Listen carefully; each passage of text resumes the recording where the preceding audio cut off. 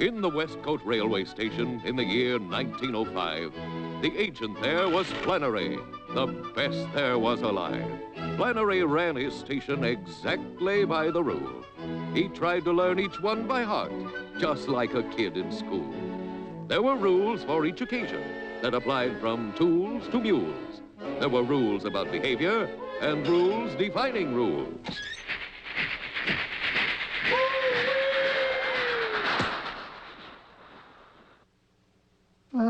Two guinea pigs. You sure don't look like pigs to me. But the writing's plain to see. It says you are, and there's no doubt that pigs is what you be. Whenever a customer chanced to call, Flannery let him fry until he could look up the rule to greet the fellow by. Let's see. Oh, yes. Good morning to you, says Section 2, and don't forget to smile. Morning it was. I'll have you knew I've been standing here a while. I'm supposed to say I'm sorry, sir. It says in Rolling 3. Dry your tears and save your sneers. Have you a box of pets for me? Indeed I have. Two guinea pigs. See pigs, page 43. According to the Book of Rules, your pets are pigs, you see. Pigs 48 cents, pets 44. What? Guinea pigs ain't pigs, they're pets, and I'm paying 44. Pigs is pigs at 48, and rules is rules, what's more. Fools is fools, you stubborn fool. Will you not take 44? The regular rate is 48. Very well, then.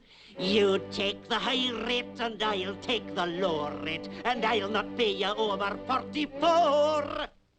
Whenever an agent gets in a debate, and there is an argument over the rate, the agent must wire for a ruling up high and hold on to the package until they reply. Hold them then and harm them not, and when you find you're wrong, deliver them to my address, healthy, hale and strong. Then Flannery sat down and sent a telegram away, never dreaming he'd regret it until his dying day. Supervisor's office, Big Town on the Drive. Flannery to Morgan, May 6, 1905. Holding two animals in a crate. Big dispute regarding rate. Is a guinea pig a pig or pet? Give ruling on the rate to set. Flannery. The supervisor's office was the pride of the company. It received old Flannery's telegram with trained efficiency. They examined the wire and immediately dated it, stamped the receipts, and then communicated it to the department that quadruplicated it. Copies were sent out to all of the staff. Each copy received was filed and related to copies of copies, then checked and notated. 9 copies of each were then validated, and contents were noted in ink on a graph. A cabbage a day keeps the doctor away. Now, both of you need a name. I'll call one of you Pat, and let me see. Mike, I'll name the other.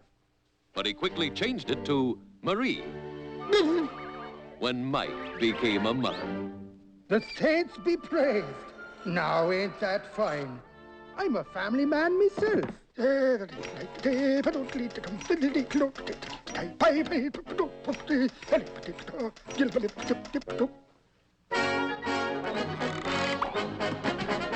Regards last wire of mine. Instead of just 2 guinea pigs, I now am holding 9.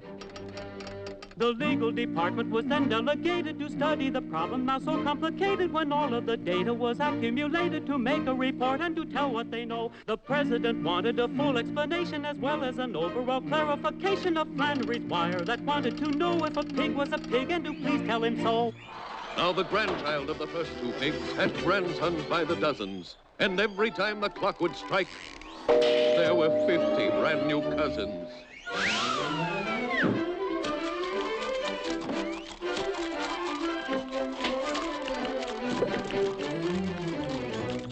The board of directors convened and debated the question of pigs, and were they related to pigs or to rabbits, as once indicated by evidence found by the fact-finding staff.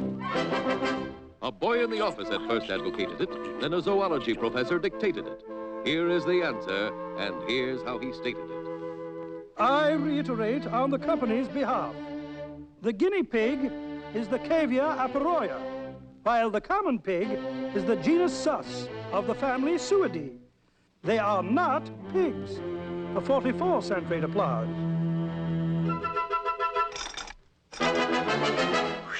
Ten copies were sent to the filing clerk and 10 to O'Shaughnessy. Then 20 more in triplicate were sent on to McGee. McGee will make 1,000 more for all the clerks to see. For the janitor, And the auditor. And the rest of the company. 100% to the engineers. And the firemen each got 4. The section hands got 3 apiece. And the hobos 20 more. With monotonous regularity, those pigs produced more pigs, while Flannery tried to stem the tide by playing them Irish jigs.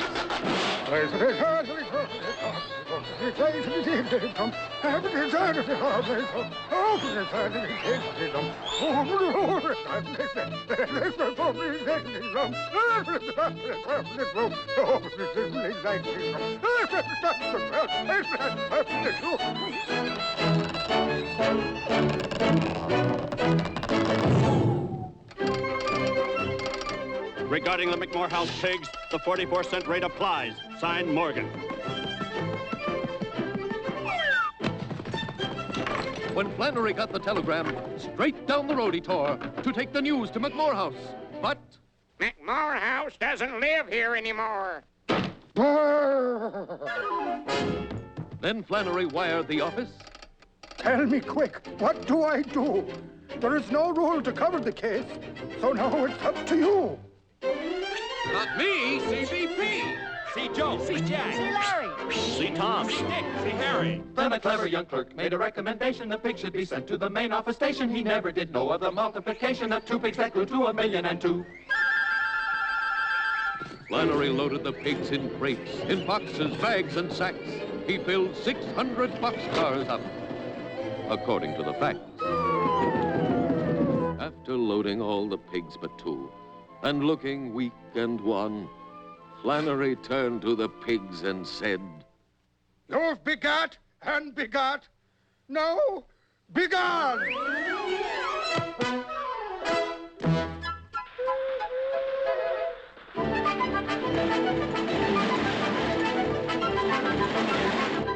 They unloaded the cars at the main office station and filled up the warehouse, and in desperation they stored away pigs in the whole corporation. The president shouted until he was hoarse. 3 officials submitted a signed resignation complaining of pigs in the organization. The president demanded an investigation of Flannery pigs in the whole office force. Dear President, 'tis not so bad as it seemed to be once. What if all those million guinea pigs had all been elephants?